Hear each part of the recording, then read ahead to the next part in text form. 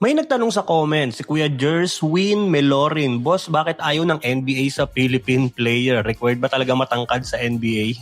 Well, una, hindi ayaw ng NBA ang Filipino players at welcome sa kanila ang international players at kasama tayo doon. Pangalawa, yes, nagmamatter ang height sa performance pero hindi requirement yon. Kung matatangkad lang ang gusto nila, edi sana nakapasok na si Kai Sotto, 7'2" yun. Si Maxi Bogues, 5'3" lang, matangkad pa ako pero nakapaglaro sa NBA. Hindi lahat naka-base sa height. Sa NBA, kailangan may skills, basketball IQ, shooting, speed, at kung ano-ano pa.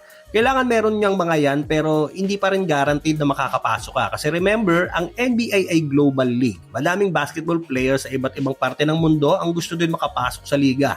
So, bukod sa pagkakaroon ng talent at husay sa laro, kailangan mo pang makipagtagisan sa mga katulad mo ding nangangarap makapasok sa NBA. Kailangan mo mag-stand out at ipakita na dapat ikaw at hindi sila ang dapat makapasok sa liga.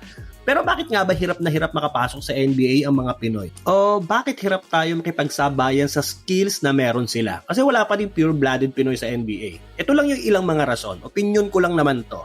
Una, tingin ko exposure. Karamihan ng NBA scout nakikita sa US high school, NCAA at international tournaments. Bihira dito sa atin. May ilang NBA scouts na hindi lang basta nagche-check ng highlight videos. Personal nilang tinitingnan yung laro mo sa live game at competitive environment. So pagdating sa exposure, medyo tagilid tayo dyan. Isa yan sa mga dahilan bakit pinipili ng ibang mga players na maglaro overseas. Pangalawa, level of competition. Sa NBA, sobrang taas ng standard. Hindi lang basta mahusay ka lang sa Pilipinas o sa UAAP. Kailangan mo makasabay sa fast pace, physicality, at skill level ng elite basketball. So kung hindi tayo madalas na i-expose sa mga NBA level na competition, o kahit sa mga European o taga-ibang bansa, nagiging stagnant yung growth natin. Para lang yang nung bata ka, mas gusto mo nakakalaban ang mga mas malalaki o mas matatanda sa'yo. Dahil feeling mo, doon ka gagaling.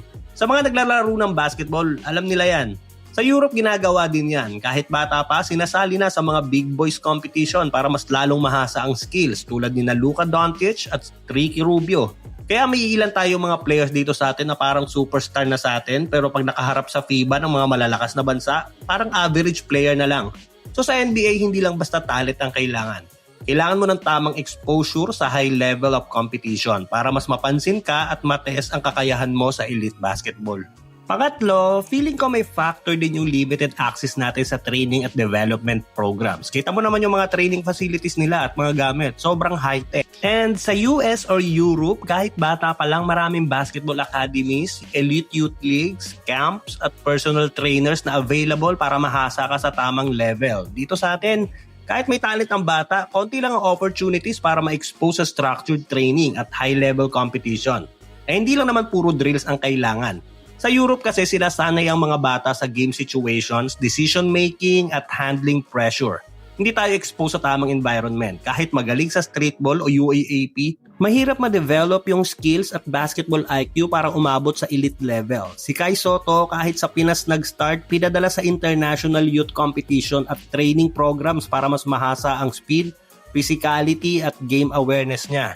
Kaya sa Filipino players, isa ito sa rason kung bakit kahit may talent minsan, nagkakaproblema sa transition sa NBA.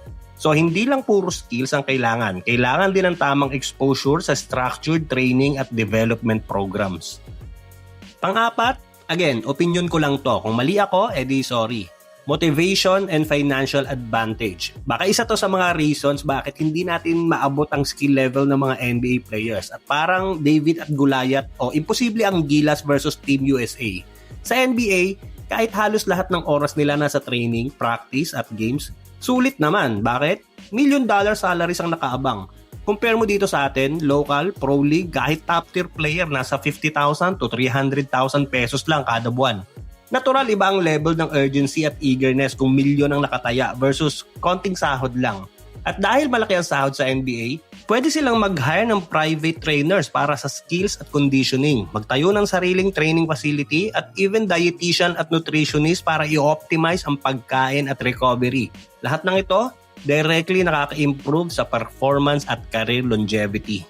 So kahit naman ako bayaran mo ng $1 million, uubusin ko talaga oras ko sa training para magpalakas.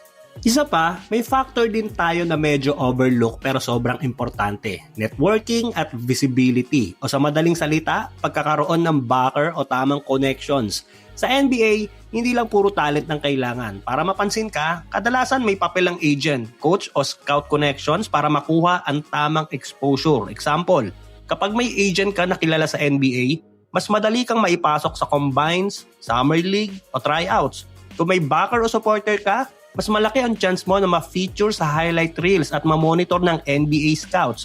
May factor ang pagkakaroon ng networks kahit itanong mo pa kay Bronny at kay Thanasis o kahit kay Coach Jimmy Alapag na tropa ni Vlade Divac. Pero kung yung skills mo ay hindi talaga pang NBA, walang magagawa yung backer mo. So, yan lang yung mga ilang naiisip kong dahilan bakit mas skilled ang mga NBA players kaysa sa mga Pinoy. Hindi kasi ako naniniwalang ang dahilan ay mas matangkad lang sila kaysa sa atin. Pero kung may naiisip ka pa, share mo naman sa amin. Pagkwentuhan natin sa comment section. Pa-like and subscribe na din ang ating channel para sa mga susunod pang NBA Kwentuhan.